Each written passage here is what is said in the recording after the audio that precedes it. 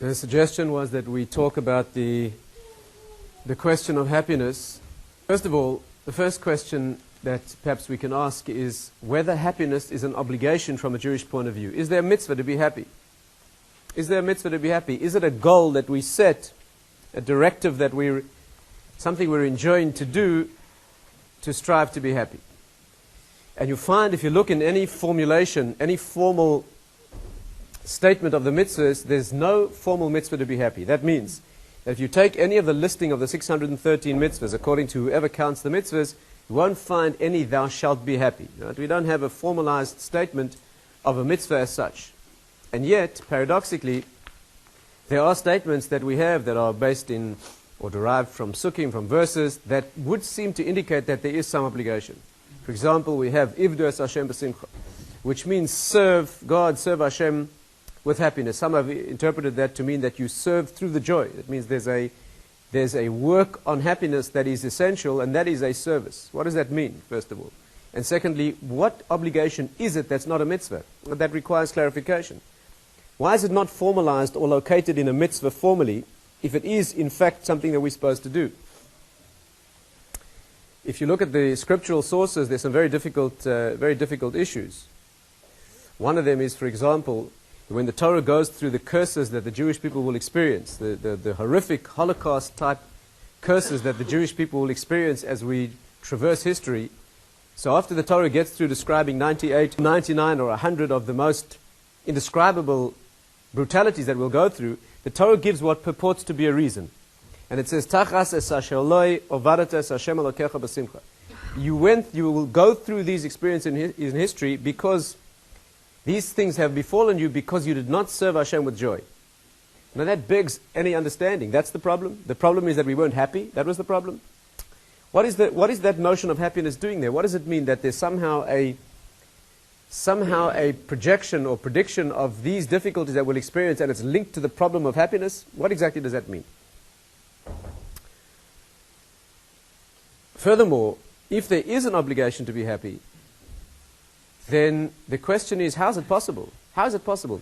You know, we live in a Western secular culture.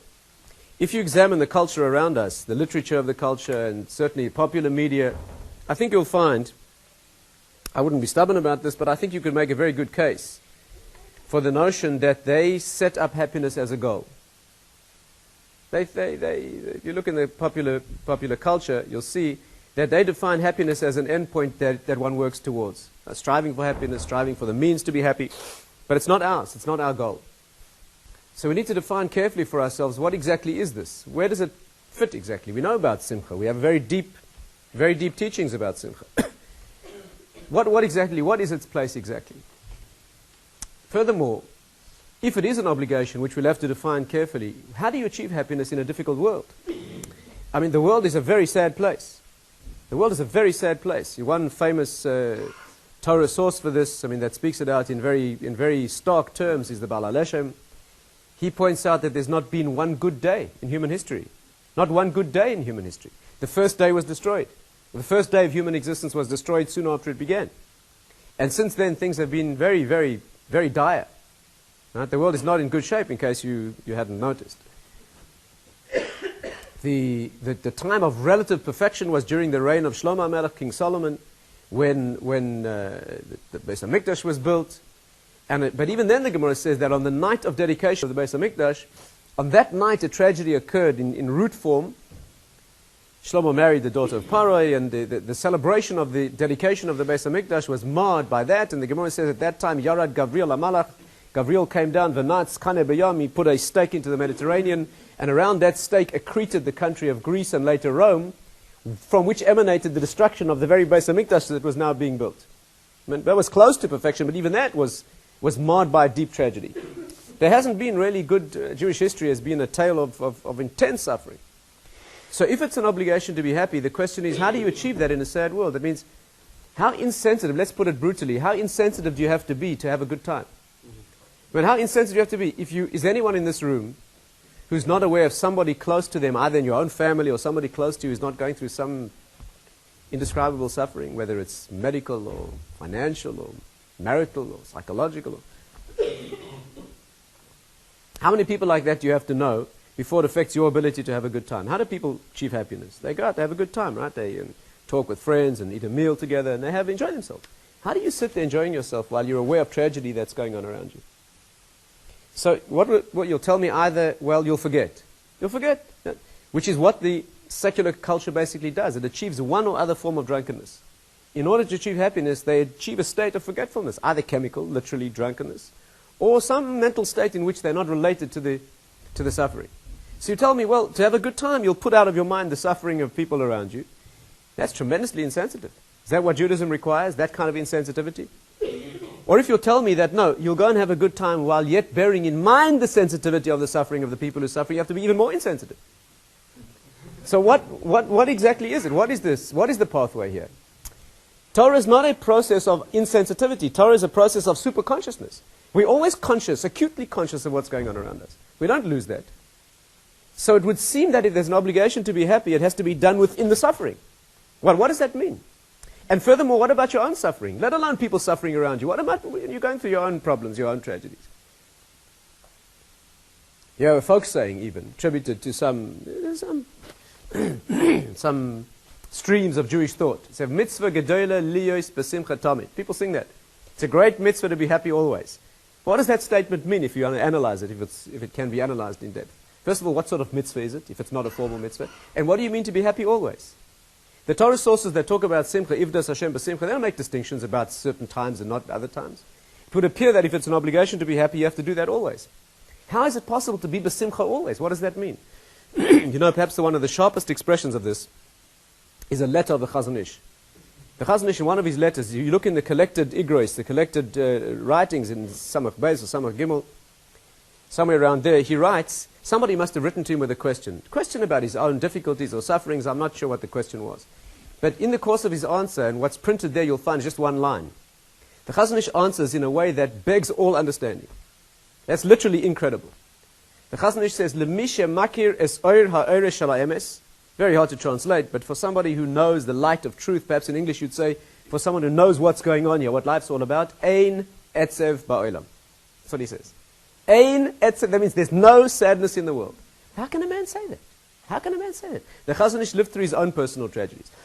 He lived through the destruction in Europe. He had the weight of the Jewish people's suffering and responsibility on his shoulders. How can a man say that? Ein etzev ba'olam. He forgot about that?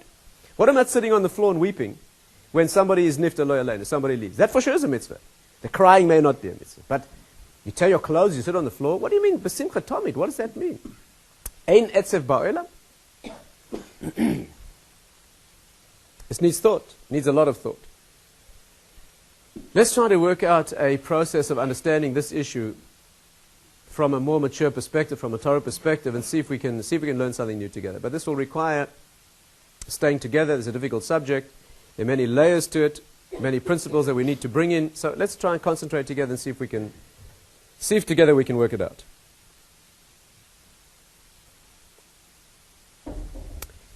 Let's try to start with a better definition of happiness than some state of forgetfulness or drunkenness. Let's see if we can start with a correct definition and try and flesh it out till we get a deep understanding of what it means.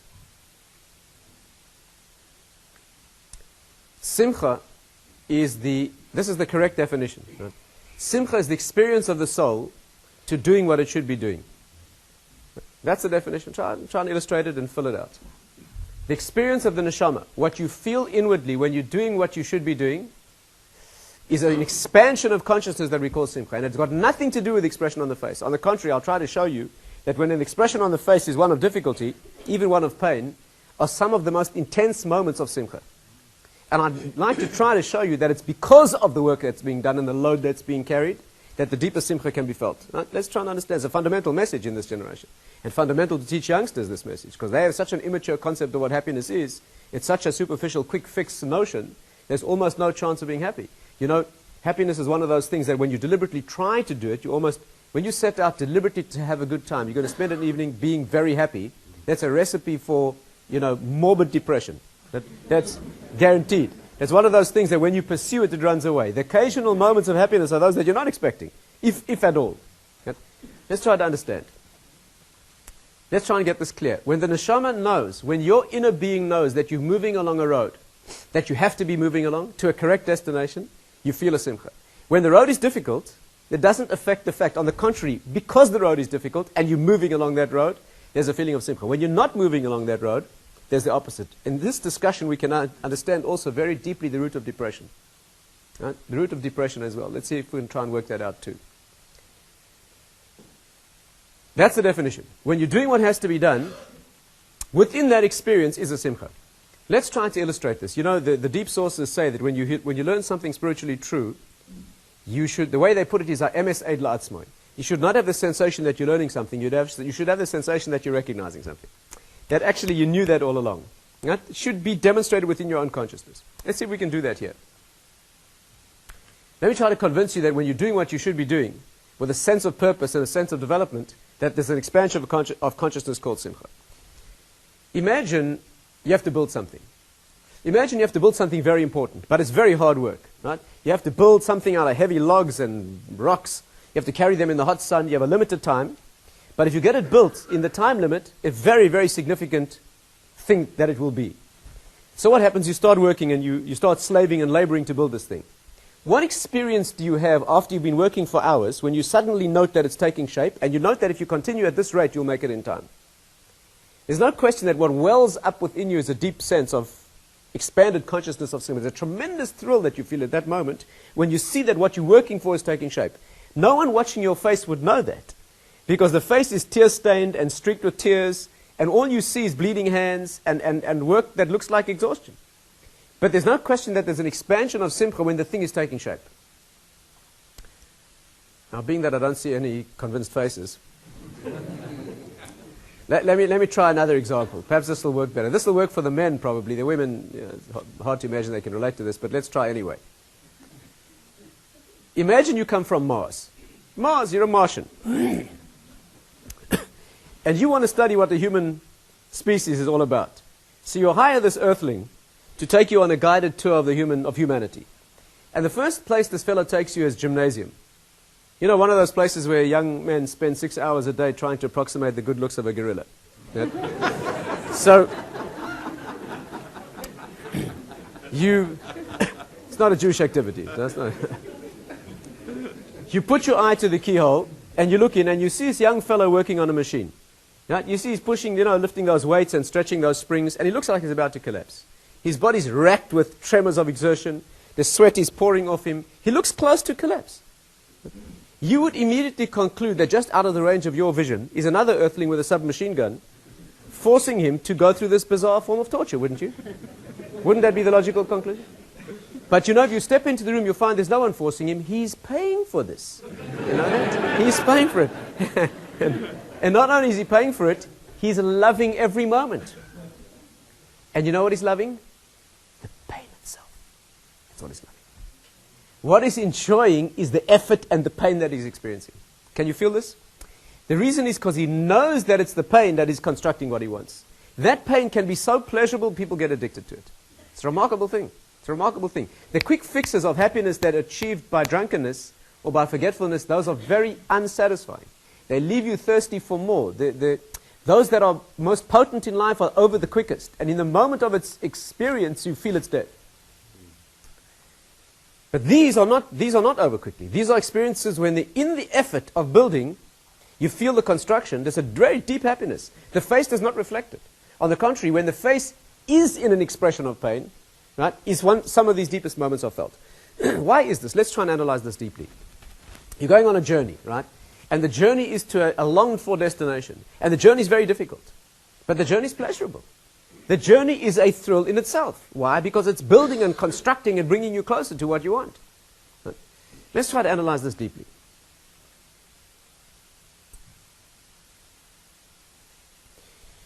What is it in the journey that generates the simcha? Why is it that after all, it's paradoxical, you're working to build this thing in the sun, your hands are bleeding, you're experiencing pain, and there's a thrill, a certain sense of thrill. Why? Why is it? If you analyze this feeling deeply, you'll realize that the pleasure of the journey lies in the anticipation of the destination. That's where the pleasure lies.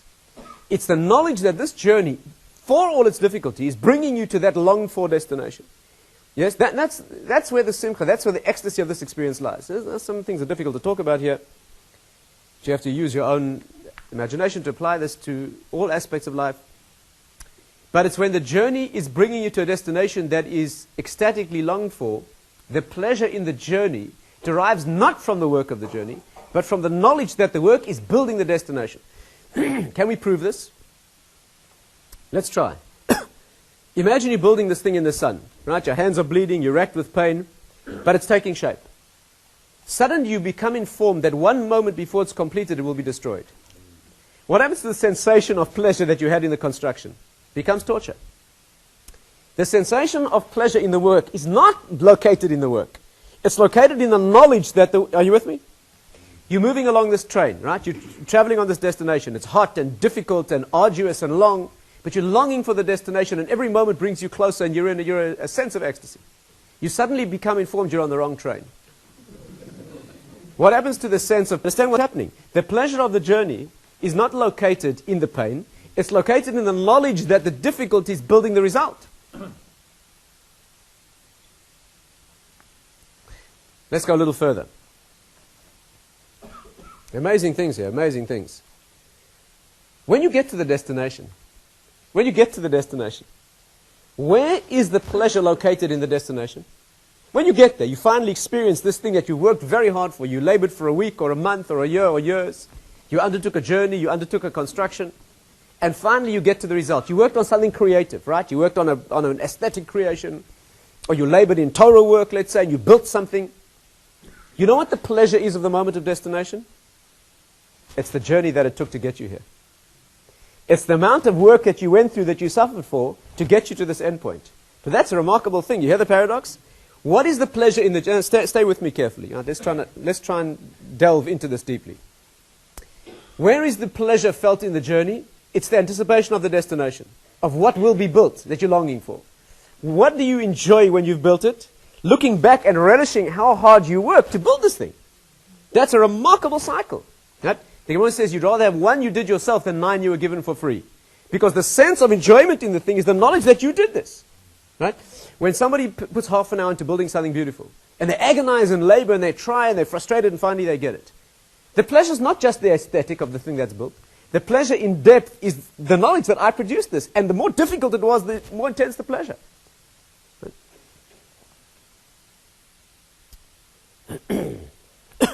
Let's think this through. Why is it this way? Why is the world constructed? Why is the world constructed in such a way that the pleasure of the journey lies in anticipating the destination, and the pleasure of the destination lies in the knowledge of how hard it was to get there? Why is it like that? Now, to understand this, we need to delve into a principle that we get from our deeper wisdom. And the principle is this. Again, stay with me carefully. We need to look at this carefully in order to apply it to our subject. We have an axiom that all experiences in life are a reflection of things in the higher world. Right? There are things in the spiritual world that project themselves down into this world. One of the dimensions of this projection, this mirror image, if you like, this projected image in this world, one of the reasons for this is that every experience here in this world is meant to teach you about something higher. Everything that you meant to understand and relate to in the higher world is projected into one human version that you can experience in this world. The reason is, if you were required to understand something transcendent and you were given no opportunity that in your flesh you could experience, how would you expect it to do that? Are you with me? Doesn't look like it. Try again. Hashem wants you to understand Him. He wants you to know Him and His world. Haskel v'yadoya oisi, know me. How on earth is a human being on earth expected to understand that which is transcendent when all you have is logic and faculties of making contact with the world? So there's an axiom that everything you're expected to relate to in the higher world, you're given one tangible example that you can feel in your flesh. From there you can extrapolate and project into... Let me give you an example. Here are a couple of examples. And that's the axiom. Everything in the higher world is projected here. And everything here is meant to teach you about something there. Example. A human being, yes? Where do you learn? Let's start at the beginning. Where do you learn that there's something that transcends the physicality? Where do you learn that? Look at a human being.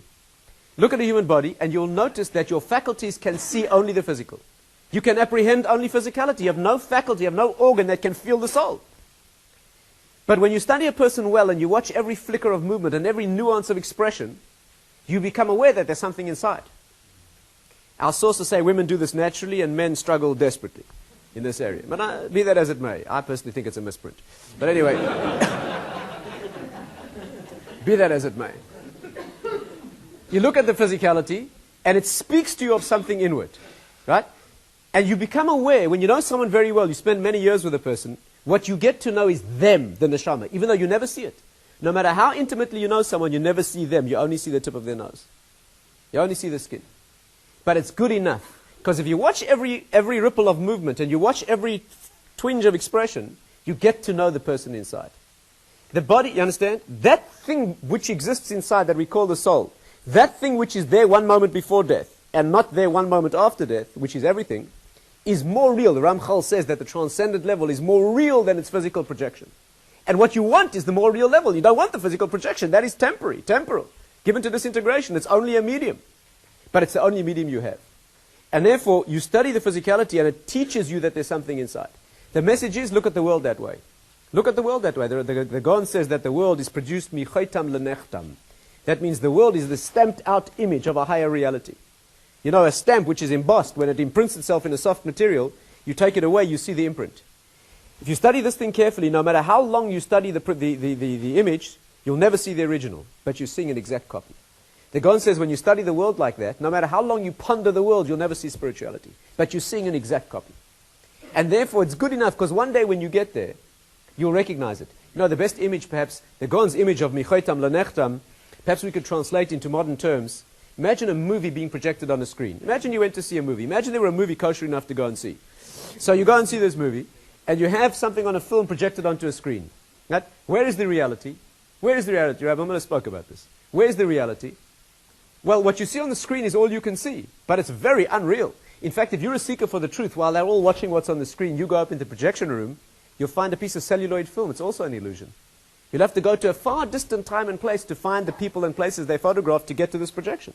What you're seeing on the screen is a very flimsy two-dimensional image, just a reflection, just an illusion. But it's good enough, because you've observed it well. When you meet those people and see those places, you recognize them. That's the world. The world is a very few-dimensioned, illusory projection of a higher world. But it's good enough. The Shloh says that the reason we study deep things in Torah, even though we cannot grasp them, you know, the nusach, the expression we have is that the deep things in the world, the transcendent or spiritual issues in the world, you can only have a yediyah but not a hasaga. You can know about them, but you can't grasp them. Do you understand? They cannot make intimate contact with you. So the Shloh says, why do we bother studying things that you can't really grasp? Says the Shloh, an amazing analogy. He says, imagine people abandoned on a desert island. And on this desert island, a child is born. And as the child grows up, one of the adults takes him aside and says, look, I'm going to teach you aleph base. And he scratches out in the sand an aleph and a base. And the child says, what is this? And the parent says, look, you won't understand what this is, but this is called aleph base. And if you learn what I'm teaching you now, when we get back to where we came from, you're going to find things called sfarim, called books. Libraries of books. And the wisdom of the world is written in those books. And if you study well what I'm teaching you now, you'll be able to read those books.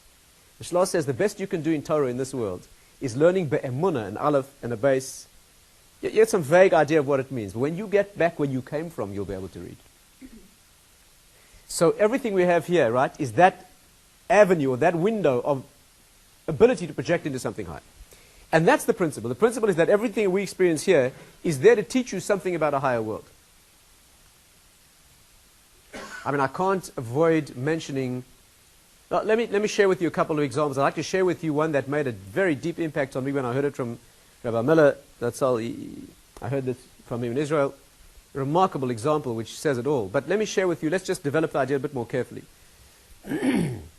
The notion is that every human experience, every flickering emotion, everything that you experience here is a projection of something deeper. You see, we're so trained by Western culture to think superficially that we don't understand this. But you need to know that everything you experience, all universal human experiences, are there to teach you about something deeper. You know, people get homesick. Take an example. People get homesick. Cheina makom al yoshvav, the Gemara says. People love the place they came from. The Gemara says even if people come from a place that had nothing. But it's home, you long to... Why is that? Why do people long for the place they came from? So, you know, if you're a child of Western culture, the way they teach you is because a few million years ago when you were a pigeon, you know, you needed to find your way home.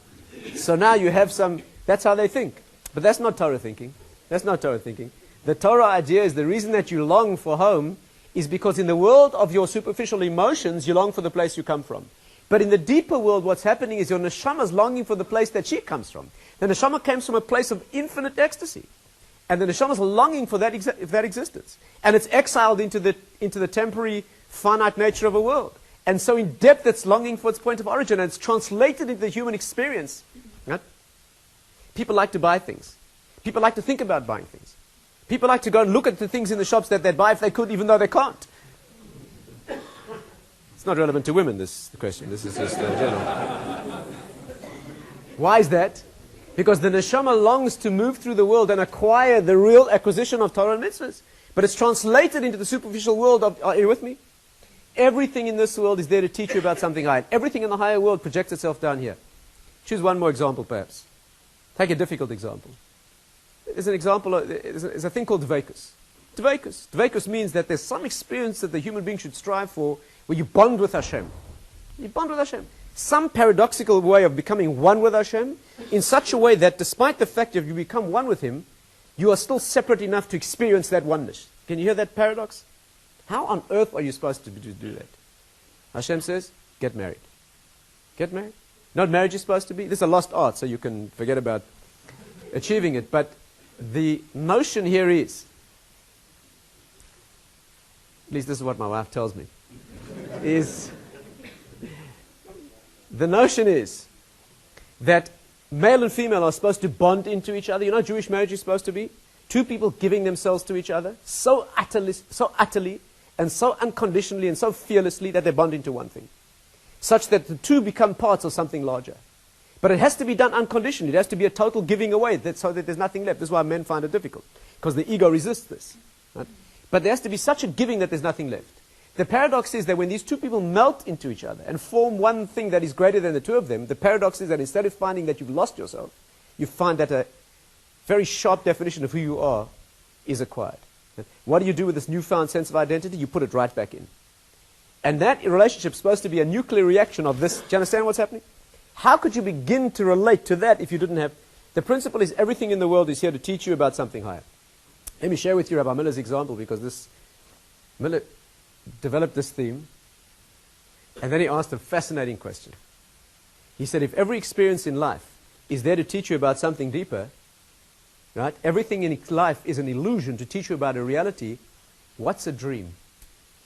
What is a dream? You hear that question? What a beautiful question. Because a dream is an experience of illusion in the illusion. Why would he do that to us? Dream is the universal human experience, right? And the nature of a dream is that you think it's real. When you go through a dream experience, you either experience an ecstasy or an abject terror. And the reason you experience that terror is because you think you're awake.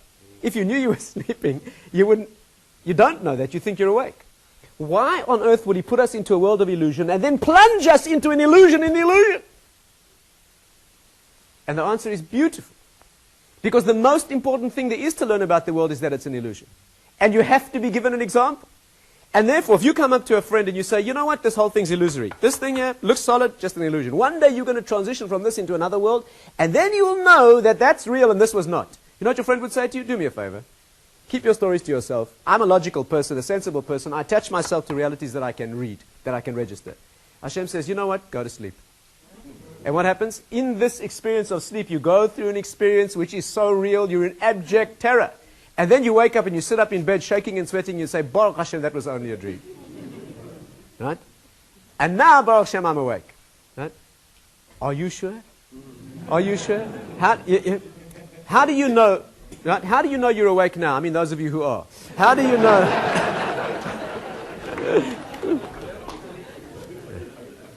How do you know you're awake? What do you tell me? You know you're awake because you know? When you were dreaming, you thought you were awake too. It's a remarkable thing. You experience an illusion in the illusion. And when you sit up and you say, Baruch Hashem, that was only a dream, this is real, anyone who's ever experienced that could never deny the possibility that this whole world is a transitory, illusory phase that one day will transition into something else. But you'd have no way of relating to that. It would be completely unfair unless you went through in your flesh this experience. Right? Are we together? Now, let's come back to our subject of happiness. It's a subject in its own right. Let's come back to the question of happiness. Now, stay with me. There's amazing, amazing secrets here. Why is life constructed in such a way that when you move along the journey to a destination, you experience the happiness in the journey, the simcha in the journey of longing for the destination, and when you get there, you experience the simcha, yes, of what the journey was to get you there. In other words, let's put it clearly. Which experience in the higher world does this teach you about? And the answer is life itself. Listen well. Do you know what our notion of life is? Our notion of life is that it's a journey and it moves towards a destination. And the destination is nothing other than what the journey produced. Can you see what's happening? You know, to put it most plainly perhaps is this. You know, we talk about heaven and earth. In English, heaven and earth means nothing at all, heaven and earth. In Hebrew, Eretz and Shamayim, you know what Eretz means? Al Shem HaRitzah, it means it moves towards. And Shamayim means Kol HaShamim Kulam. Sham in Hebrew means there. Shamayim, when they translated that English ear, they translated as heaven and earth. That's completely useless. Right? Eretz means running towards, and Shamayim means all the Shamim, all the endpoints that you can specify as being the tachlis, the endpoint of the journey. Destination, that's what Sham means. The word Sham in Hebrew is the same as Shem. Shem means a name. A name is always an expression of essence. It's where you come from and where you're going to is nothing other than your identity. That's what Shem is. The word neshama is based on the root sham, because it's the essence of who you are as the neshama. Do you understand what's happening? Shamayim means the designation of endpoints. All the totality of endpoints is where Eretz leads to. This world is a moving, the next world is a destination. Right? That's where you get to, and that's where you... This is a moving and a walking, that's a destination.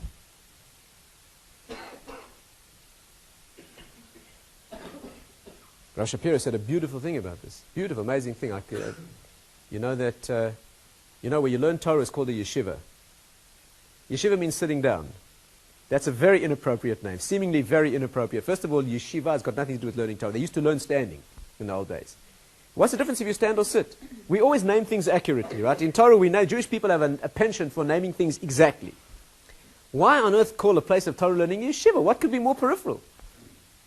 And secondly, sitting in Torah is always a sadness. Vayeshev Yaakov, right? It's when movement ends and there's no development and we sit to demonstrate sadness.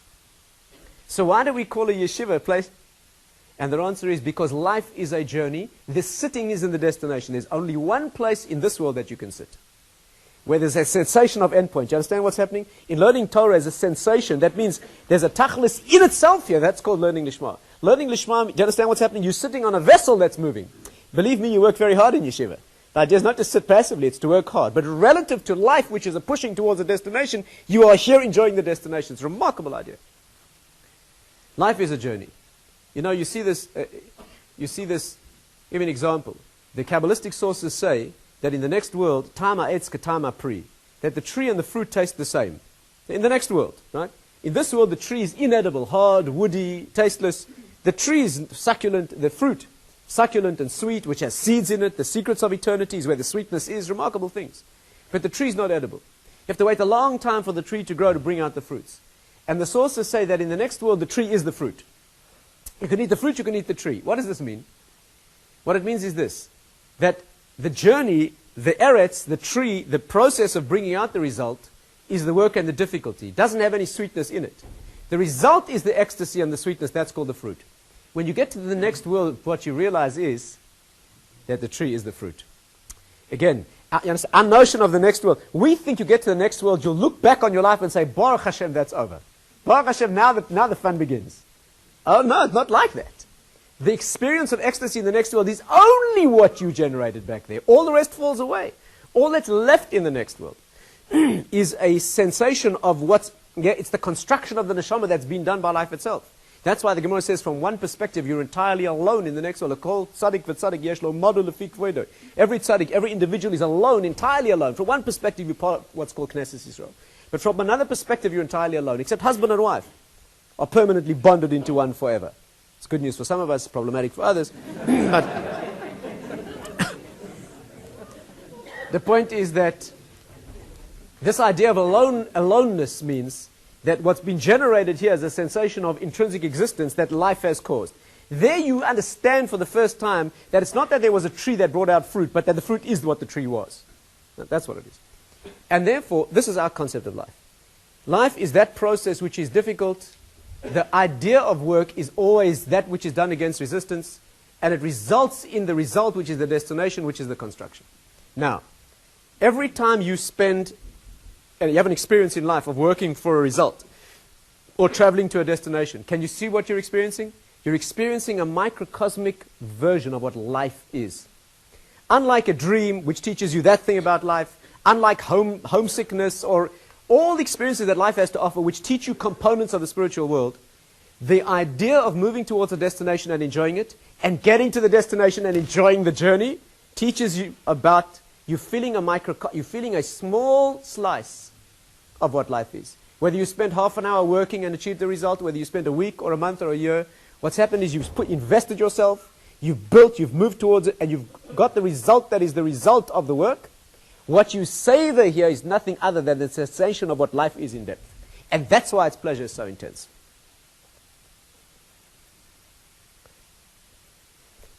Let's talk for a moment about depression. Are we together so far? Let's talk about depression. Rabbi Hassan once pointed out to us the connection between atzlut and atzvut. Let's understand this deeply. What is depression? Etzev. Ein etzev ba'olam, the Chazon Ish said, right? Depression means, we're not talking about chemical states or genetic. We're talking about functional life depression, right? For now. Depression is that hopeless, end-of-the-road, despairing, no place to go feeling. We're not talking about sadness. We're not talking about being sad or weeping when it's necessary, right? We're not talking about that. We're talking about that sense of depression. Etzev means that there's no sense of future, right? That sense of future which is never allowed, that despairing hopelessness, do you know what it's the result of? When life is moving past and you not moving on. Again, let's get this clear. What is simcha? Simcha is the experience of the neshama in moving towards its destination. Listen well. When you're moving towards the correct destination, when you're moving correctly towards the correct destination, you cannot be depressed. You can be in pain, you can be in agony, you can weep, but you cannot be depressed. Do you understand?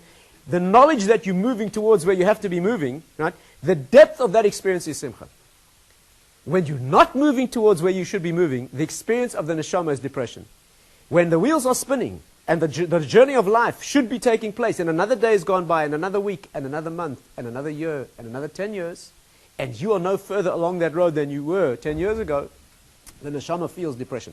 And you know where's the derivation of the sensation of depression? From death itself. Again, what is simcha? Simcha is the expanded consciousness of knowing what life is, of moving towards a destination which is a small experience of life. Depression is the knowledge that life is going by and there's no journey and no movement. And what the neshama feels here is the cold hand of death. And that's why depression is so painful. People who go through that will tell you it's the worst pain a human being can experience. Far worse than any physical pain. And the reason is the icy hand of death is clutching at the neshama of a person whose life is moving and they're not moving. Right? What's the cure for depression? Get moving. Huh? Get moving. How do you get someone moving who's depressed? Well, you can't get them moving directly. We have a principle called achitzonius mo'ireres apnimius, right? The externality must awaken the internality. You can't get the internality moving directly. When you walk up to somebody who's severely depressed and you say to them, be happy, right? They will not happy. They will become suicidal. That's what will happen. They become... That's not the way to do it. What you do it is you get them moving, take them for a run, get them manufacturing something. Best of all, get them to do something for somebody else. Once the externality begins moving, it will draw the inter... If you ever feel low yourself, lock yourself in a room. Don't let anyone see because they'll have you committed. When no one's around, put a fixed grin on your face for 5 minutes. Right? You'll find something very interesting happens to your emotions. It's very hard to cry while you're smiling. The externality is awakening the internal. That's what it is. But the point remains is that depression is the result, the inevitable result, of a sense of stagnation, of non-movement. When the neshama is not moving through life, there are only two options. Listen well to this, a very important secret. When the neshama is not moving through life, that means there are only two options. One is depression, and the other one is probably worse. And that is, people begin to build that which is trivial. You see, the neshama needs to know that it's developing, that it's moving, that it's producing. But in the superficial world of the emotions, anything will do. Are we together? Again, either the person becomes depressed because they know they're not going anyplace, but there's a worse option. And that is a person starts building some tremendously demanding activity which takes all their energy, which is useless and silly and trivial and means nothing. But as long as you're busy doing it, you could keep thrilled for the rest of your life. And that's what people do. They build financial empires, political power bases, stamp collections, beer can collections. It makes no difference. You can collect modern art, and you have to have the best collection of modern. You know what modern art is? The fellow threw some paint over his shoulder. That's what he did. And he got his cat to walk on the canvas. And he hung it up with a sign called Angst. And he sold it to the Metropolitan Museum for £1 million. That's what they do. Right? I mean, you may be a fan of modern art. That's not the point. The point is that it's the effort of collecting it. And you know the difference between Jews and non-Jews here? You know the difference between Jews and non-Jews? Jews take it seriously. Because the Jewish neshama, there's a deep thing this. The Jewish soul knows, the Jewish neshama knows that life is a serious business. And therefore when a Jew is not developing a Torah and mitzvahs, if he's not morbidly depressed, he starts building something of cosmic significance. And it doesn't matter what it is. To him it has, that's why when a Jewish boy builds a beer can collection, it has to be the best beer can collection in the world. He has to have every one. And then he starts a fan club and a website and who knows. And that's probably worse than depression. Yeah, because that you may never get out of. And that's what people do. You see that all around you. People devote themselves, they sacrifice everything, often their personal lives, their marriages, to build something that is important, right? And it makes no difference what that thing is. That's the idea. Let's go back to our beginning.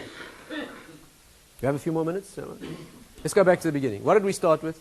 Is happiness a mitzvah? There's no mitzvah to be happy. It's not an endpoint. It's the result of doing what you have to do. The rest of Torah, when you move and work and build, you will be happy. What does it say? Ivdu es Hashem b'simcha. Ivdu es Hashem. People go down to the simcha, they forget the ivdu. You take care of the work, a happiness will take care of itself. Serve, that's what it says. Serve Hashem with joy. It doesn't say don't worry, be happy. It says serve Hashem. Ivdu es Hashem. You take care of the work, the happiness. But they don't teach kids that in this generation. They don't teach them that. They teach them that happiness is a quick fix. Right? You can do it intravenously, you can do it, you can get it hooked up and do a quick fix. They don't teach them that a sensation of genuine happiness is a sensation of genuine achievement. That's what it is. And therefore, that's what it is. Tachas es asher loi ovanata. That's a problem. Not that you weren't happy, Jews, but because you didn't serve with it. Had you served, the happiness would have been there. Right? It's one facet of the meaning of these statements. And therefore, there's no mitzvah to be happy as an endpoint. There's a mitzvah to serve correctly. And the service results in happiness. There's no time this evening. We need to discuss also the samachta b'chagecha, what kind of simcha yom tov is. A lot of facets. They all fit into the same principle. And perhaps some other time we can discuss it more deeply. Can we take the next step? Can we go one step further? What does the Chazon Ish mean? Let's make sure that our answers are clear. What does he mean, ein etzev ba'olam? Can you see what he means? The Chazon Ish didn't say there's no weeping in the world. There's no sadness or human pain. He didn't say that. Ein etzev. There's no depression, hopeless, end of the road, no possibility of moving on. If you want to take an extreme example, this is a really extreme example, but just to demonstrate how far this goes. What about a person, lo yaleinu, sitting on the floor weeping and mourning? What about that? What happens to this principle then? Or a person carrying their own load of suffering. So it's an extreme example, but let's try and deal with it. You know what mourning is when you sit on the floor weeping? We have the notion, with our Western psychological mindset, that the process of mourning is healthy psychologically. You come to terms with, you say goodbye, it's all true. But you know what the real essence of mourning is, the Rambam says? The Rambam implies, and the deeper sources make explicit. The mitzvah of mourning is that you accompany the soul on its journey. You know that? When people who are connected to the soul, namely relatives, when they go through the process of the mourning experience, they carry that neshama in a world where it can't carry itself. The Rambam writes in Halacha that if you fail to mourn for someone, it's considered cruelty. It's a cruelty, he writes. Why is it cruel when you don't mourn? Because you could have helped them and you did not. Imagine someone sitting on the floor in an agony of mourning. How does that person feel that night when they collapse into bed, exhausted from the day's emotional experience? Can you see that they could feel pain, emotionally wrenched and drained, and they could have a sense of satisfaction knowing, I did what I had to do today, the best that could have been done? That inner sense of, do you understand what's remarkable? This is an extreme example, but it's in the work of life, in the difficulties of life's ordeals, where if they carried correctly, there can be that inner sense of expansion of consciousness that is this experience. It's a very, very completely opposite notion than the superficiality of simple laughter and giggling. We're not talking about that at all. Ein etzev ba'olam, that's what he's talking about. Let's go a little further. You have energy for a bit more? What is, if we say that the journey is agonizing, but it's pleasurable because of the pleasure of the destination, and the destination is pleasurable because you enjoy the work you put in, then the next question becomes, stay with me, which moment along that continuum is the happiest moment? And the answer is where the journey meets the destination. What's called by those that talk about it, where the sower meets the reaper. Right? Where the sower meets the reaper. Where the process of work meets the result. When you step off into that destination after the journey, there's a moment of combination. Incidentally, that's why people cry. You know that? Do you know when people get to a long-form moment after many years, they start crying? Do you know that? Isn't that a remarkable thing? Here's a person who hasn't seen his sister or his mother or whatever it is for 25 years. And finally, after 25 years of separation, they're reunited. And they burst out howling. They weep.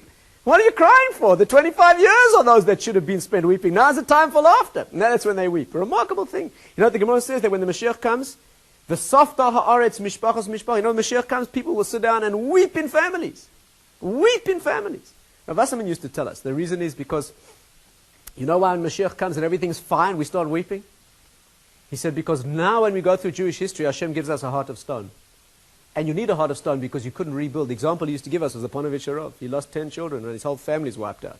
And he came to Eretz Yisrael and he rebuilt. How can a man do that? No man do that. You have to have a heart of stone. You have the gift of a heart of stone. If you knew what Jewish suffering has been, just one example, you wouldn't live. You couldn't cope. Hashem gives you a heart of stone and you can go through life. But when the Mashiach comes, I will take away from you the heart of stone. I'll give you a heart of flesh. That's when the crying will begin. You have to understand this deep thing. And that's what happens to people there. But again, the moment of the meeting of the weeping and the laughter, when the journey meets the destination, right, that is the most intense moment of happiness. Do you know what the nature is of that moment? Can you analyze that? Let's descend into depth here for a moment. That experience is what we call patur. Patur means the sensation of being divested of responsibility. You know, when someone dies, we call it niftar. Niftar means they become exempt from obligation. What does this mean? Again, the journey is work. You're carrying a load. Destination is where the load is taken off. Can you feel that? It's the lifting off of the shoulders of the burden of the journey. The simcha, the exaltation that you feel when you get to the destination is the fact that, that the journey's over and you arrived. It's the bursting out of the work of the journey against resistance into a world where there's no resistance. It's an experience of freedom of patur. Let's try and give it a little bit of time, of taste here. You know, when you work very hard all year, and you turn the key in the lock of the door when you finally lock your place of work and you have a little vacation now. Isn't there a tremendous expansion of joy as you lock that door? The question is why? You just turned a key in a lock. The answer is that the pressure when the final school bell rings. When the final school bell rings, there's an exaltation of joy. Why? A bell rang. Yeah, but it's a transition from slavery to freedom. It's the first 5 minutes when you hit the beach. The first 5 minutes you hit the beach, you lie there semi-conscious, completely immobile, virtually unconscious. And it's the most ecstatic experience. Why? You're just lying there half-conscious. That's the point.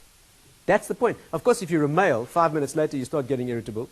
And then you've got to find something else to do and you make everyone's life around you a misery. And that's a problem with the male psyche. But again, it's another issue. But the point is that the first 5 minutes of freedom, right, when the work yields to, can you feel this?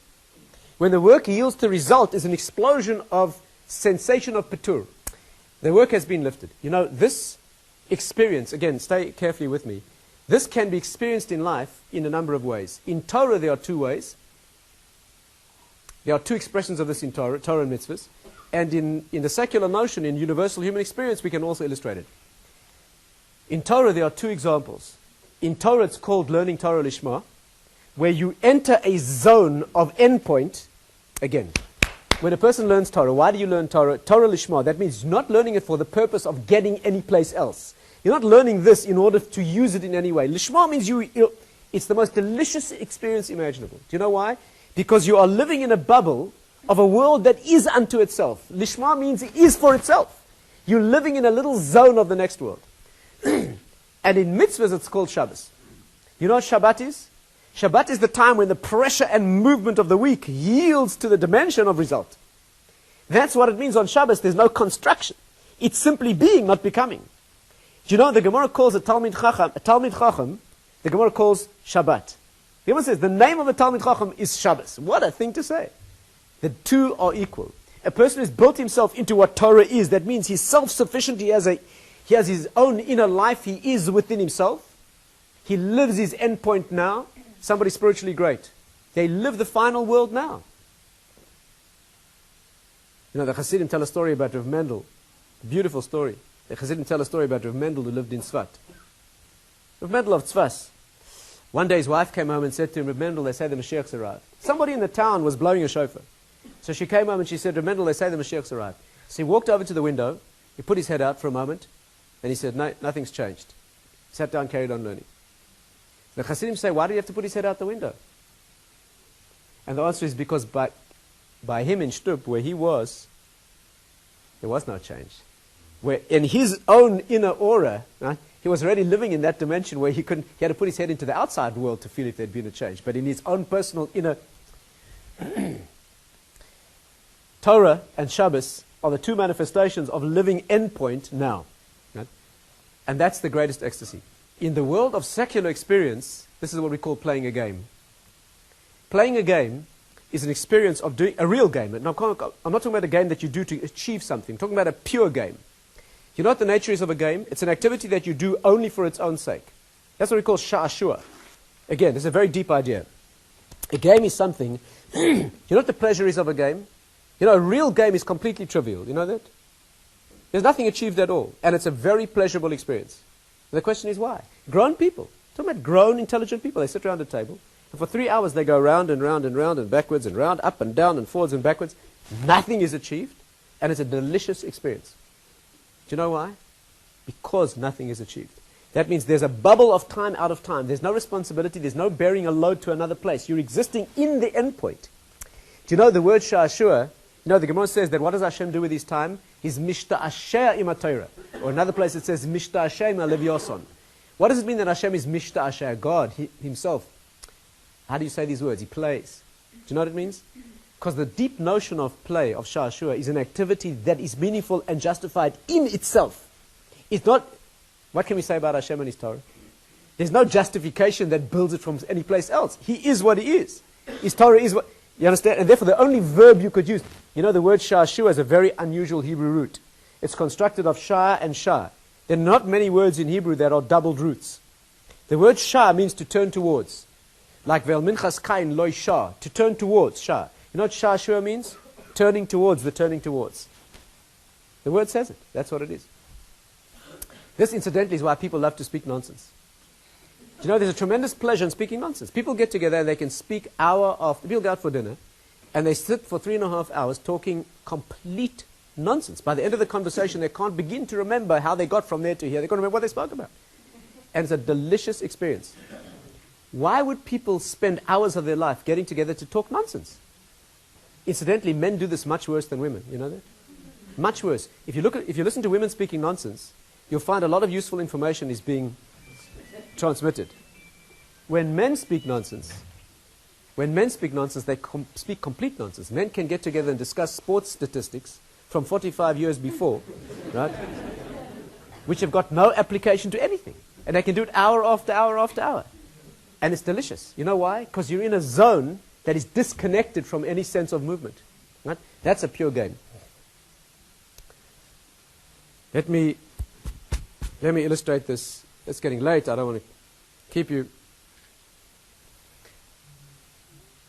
Let me illustrate this with a story that, for me, says it all.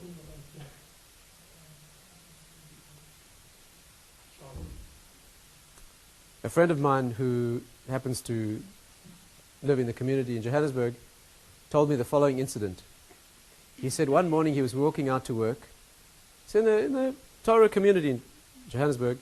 He saw, as he walked out to work, his children were playing Monopoly. Monopoly. The game. Friday afternoon he's getting ready for shul and he sees the kids are playing the same game. All week they've been playing the same game. So very paternalistically he walked over to them and said, look kids, you obviously don't understand how to play Monopoly. You can't play the same game all week. Somebody has to win. The way Monopoly works is that you enter this business environment until somebody goes bankrupt. When they're out, they're out. Then you carry on playing and eventually somebody else, and eventually one person has the monopoly and they win. They said to him, no, but you don't understand. When one of us goes out, we all get together and make a gemach.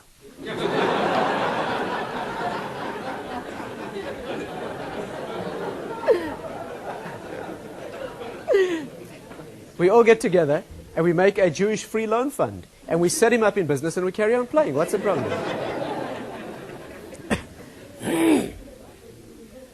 You see, the wrong notion is, the father's notion was, it's got to come to an end. The kid's notion was, who wants it to come to an end? We're enjoying the game. What's the problem?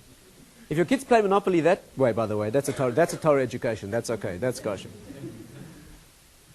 Do we have a few more minutes? Yeah, you sure? Yeah.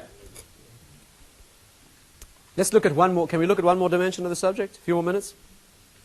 Let's take a look at one more dimension and we'll leave it there. If this is the nature of the experience, it is that sensation, that raw and aware sensation of life, of real life, the whole process of life itself.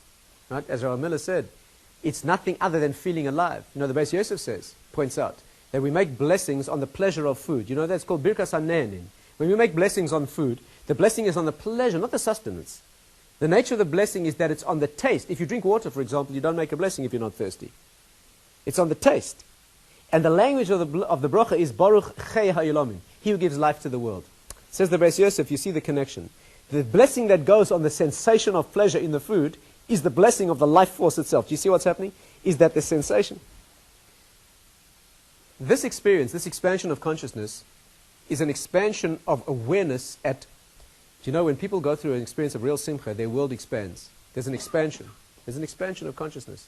You ever notice people in a moment of tremendous simcha, other people get incorporated into their life who weren't that close before? And Avelis Lo Aleinu is an experience of shutting out all relationship. It's a shrinking in of the world. You know, for example, the mitzvah of Nichum Avelim, to comfort mourners, you know what the mitzvah is? You simply sit there, you don't say anything. You don't speak, you sit there. If they want to speak, they speak. Do you know what it represents? It's an invitation to relate. You're sitting to draw the person out from their shrunken world. They've shrunk into an inner world. There's an invitation to come out. So all you do is provide an opportunity to draw outward. That's what's happening. This is the consciousness, the expansion of consciousness. Let me share with you just 3 examples that illustrate this very beautifully. You know, just beautiful examples. You know, the word simcha in Hebrew is the same letters as chamisha. 5. What's the connection in simcha and chamisha? Maral says an amazing thing. 4 is always a lashon of sadness. Dalet in Hebrew is dalut, which means poverty, having nothing. We're not time now to go into the underlying idea here, but the world of 4 always represents the 2-dimensional world. Right? 4 is really 2 dimensions, forward and back, left and right, a flat plane. That's always the limited world. When you add the dimension of expansion into up and down, the 5th dimension, some say that a hey, you know, one way to write a hey is a dalet with a dot. Some interpretations are that the dalet is the 4, that's the 2 dimensions, and the dot is the 3rd dimension seen end on. You see, it's expansion through the page. The dalet is the sadness, dalut, and when it becomes simcha, hey, 5 is always the Kabbalistic number of, behei bra'am, behi bar'am, behei bra'am, with 5 he created the world. It's always, it's the dalet plus the tiny dot of the 10, the yud, the 10 deeper elements that construct the world. When 4 becomes 5, there's an experience of simcha. Actually, it continues, if you think about it for a moment. When 5 expands, it becomes shesh. In Hebrew, shesh is the same as sason. The expansion of simcha to its higher level is called sason. And for completeness sake, you know what 7 is? Shiv'ah, svi'ah. When it's a complete fullness, satiety. When the thing is full, that's called shiv'ah, right? Svi'ah. 8, of course, is shmone, which is shamen. Shamen means that it's fat beyond its minimal extension, right? It expands beyond, right? And that's why Shmona in Hebrew is always the number of transcendence. 8 days of Hanukkah celebrates miracle. 8 days of Milah, when the body's given its ability to transcend, right? That's why the word Shmona in Hebrew, which means 8, if you rearrange the letters, it spells Neshama, right? The same letters. And of course, if you rearrange them again, it spells Mishnah, which is the Torah Shebiksav and Torah Shebal Peh meet just like where the body meets its transcendent source. 9 also needs explanation. Basically, 9, Tish'ah means Shah, to turn towards the 10. And 10 in Hebrew, which is Eser, is Lashon Ashir, right? Which is not just more than necessary, but enough to give as well. And it's a progression. Let me share with you one more example. Stay with me again carefully. Where do you see the notion, concentrate with me, where do you see clearly the notion of a limited and finite world which has the potential to expand beyond its finite borders, which is where simcha is felt? When the neshama goes through a world and knows, again, You go through a finite world. And you know in your finite experiences that eternity is being built. That's where Simcha is. That's what we said about the journey, right? What is this expansion? Where do you see it? Think with me. What notion in human consciousness, in human life, best expresses the limitations of the world? The finite, constrained limitations of the world? I would say probably the notion of measurement. No? Wouldn't you? The idea of midah, when you measure a thing. When you give a thing measurements, right, you are shrinking it to you've frozen it, right? What are Jewish measurements? Listen to this, it's amazing. You tell any non-Jew this, they will either not believe you or think that you're raving. What is the Jewish notion of measurement? First of all, what's the non-Jewish notion of measurement?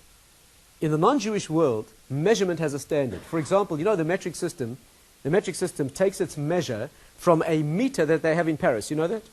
In the Institute of Standards in Paris, they have a platinum bar 1 meter long, under ideal conditions of temperature and pressure. That is the world standard for the meter. Are you aware of this? There has to be one standard. If there weren't one standard, you would have inaccuracies. So the world has conventionally agreed that there's 1 meter that they all take as standard. And you cannot move from that. And all measurements in metric are taken from that meter. How do we measure things in Torah? What is the minimum? So we use, for example, a tefach, right? A tefach is a hand's breadth. How much is that? 9.8, 10 centimeters, whatever it is, a tefach. And the question is like this. How much exactly is a tefach? And the answer is, it depends.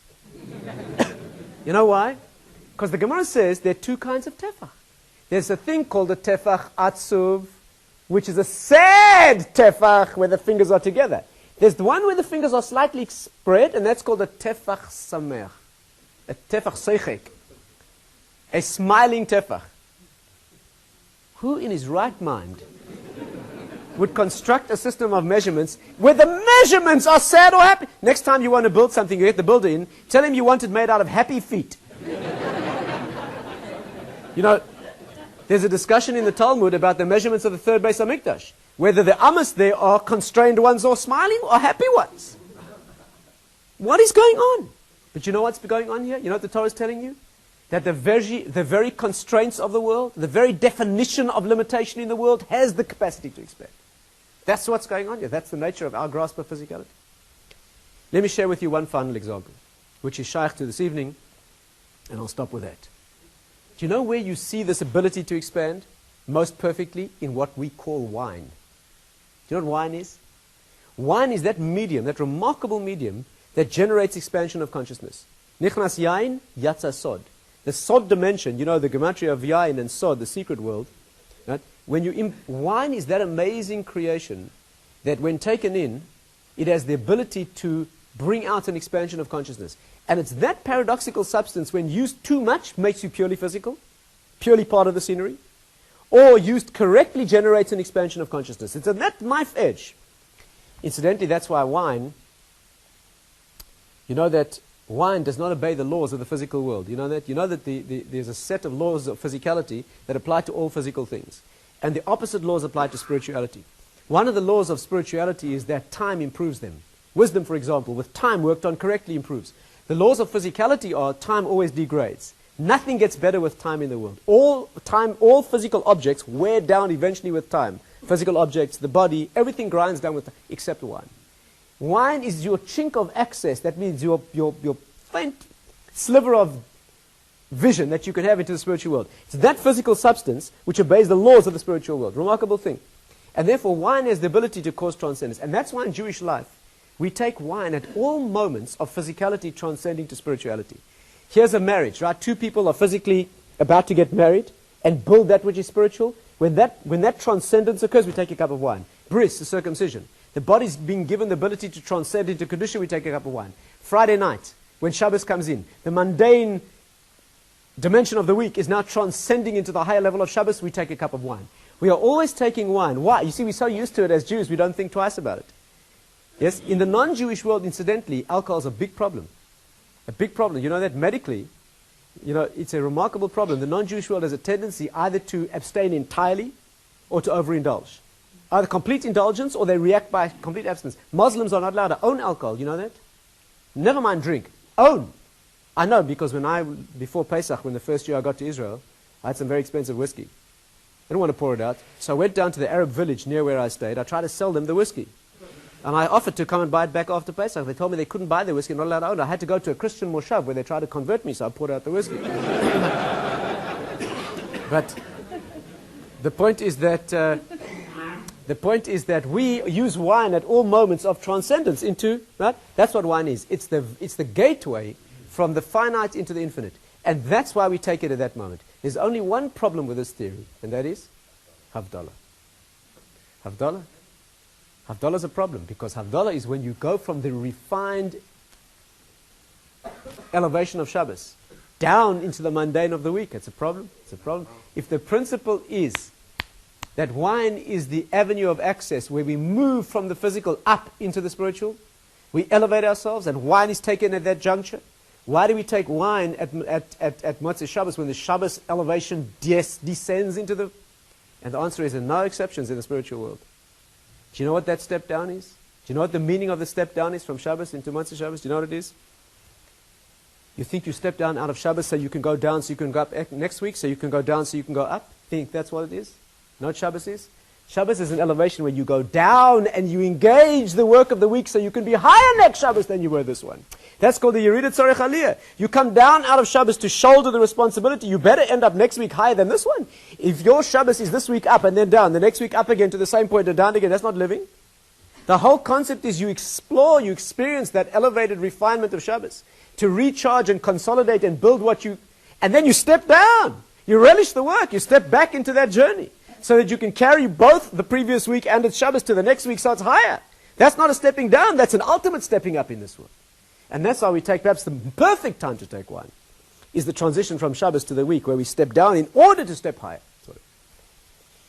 And therefore, what did we learn this evening? We studied the notion of Simcha, and it's in a meaning that is not a superficiality or a quick fix idea. Our concept of Simcha is that expansion of consciousness that is the result of carrying the burden correctly, producing that which needs to be produced, that bonding into something higher which takes the finite constraints of the world and gives them the ability to expand.